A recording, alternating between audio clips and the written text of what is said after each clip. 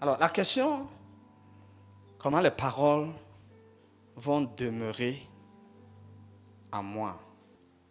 Demeurer, ce n'est pas séjourner. Les paroles séjournent dans la vie de beaucoup de gens.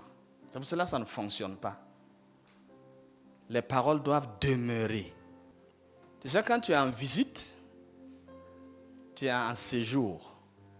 Quand on dit bon séjour là, en même temps, c'est pour te dire bon retour. Mais quand tu as déménagé chez toi là, là-bas, c'est ta demeure. C'est-à-dire, tout ce que tu poses là, c'est de façon définitive que tu as posé. Mais quand tu es en séjour, tu poses de façon provisoire. Parce que tu dois réemballer tout ça et puis bouger. Vous avez mis la parole de façon provisoire dans votre vie. Et c'est pour cela qu'elle ne peut pas opérer pour vous. Mais si vous l'avez mis de façon définitive, alors elle opérera pour vous. Parce que Dieu est un Dieu. Dieu est très très sage. À lui seul appartient la sagesse. Les paroles sont esprit et vie. Et les paroles savent que tu les as déposées provisoirement pour qu'elles travaillent. Et quand elles vont finir de travailler, tu vas les renvoyer. En ce moment, les paroles elles disent, si c'est comme ça, on ne travaille pas. Nous aussi, on est là seulement. Le jour que tu vas dire que ces paroles-là demeurent en moi, là, en ce moment, les paroles travaillent pour toi parce que les paroles savent que tout ce qu'elles vont apporter dans ta vie ne pourra pas les remplacer. Donc, il y a beaucoup de paroles. Demeurer, ça veut dire se conformer et puis obéir. Beaucoup de paroles sont en vous et vous vous conformez et vous obéissez pour qu'elles travaillent pour vous. Mais ces paroles-là savent que quand elles vont finir de faire le travail, vous n'allez plus continuer à les obéir. C'est-à-dire qu'il y a des gens dans leur relation d'intimité avec Dieu là. Ils veulent dribbler Dieu. Jésus a dit, si vous demeurez en moi et que mes paroles demeurent en vous, demandez tout ce que vous voudrez et puis cela vous sera accordé. Bon, ok. Donc les gens veulent quelque chose et puis ils remettent leur vie en règle. Quand tu les vois, c'est vraiment des chrétiens excellents. Tout le temps en train de se purifier, en train de se sanctifier.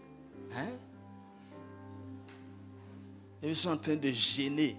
Et tu arrives à l'église, ils sont à l'heure, en train de prier. Tu dis, je veux quelqu'un pour faire ça. C'est eux.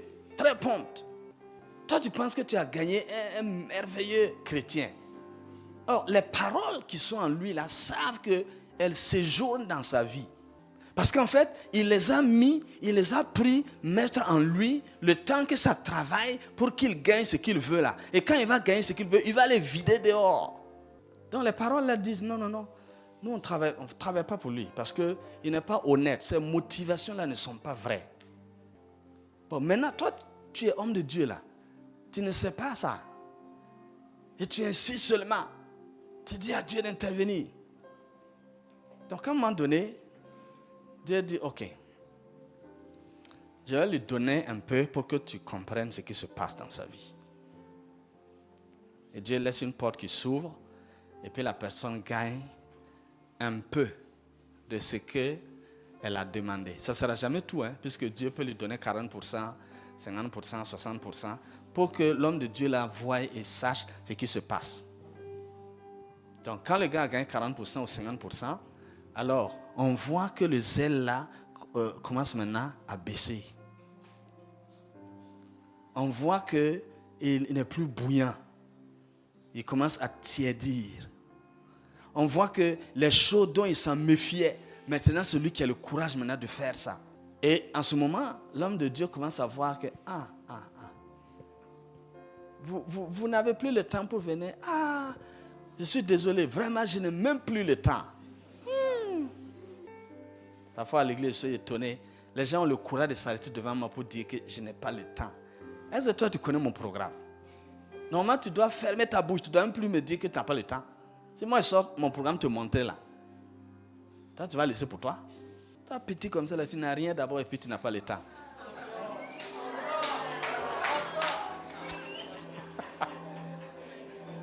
Ce sont les grands qui n'ont pas le temps. Toi, tu es petit comme ça, là, tu n'as pas le temps.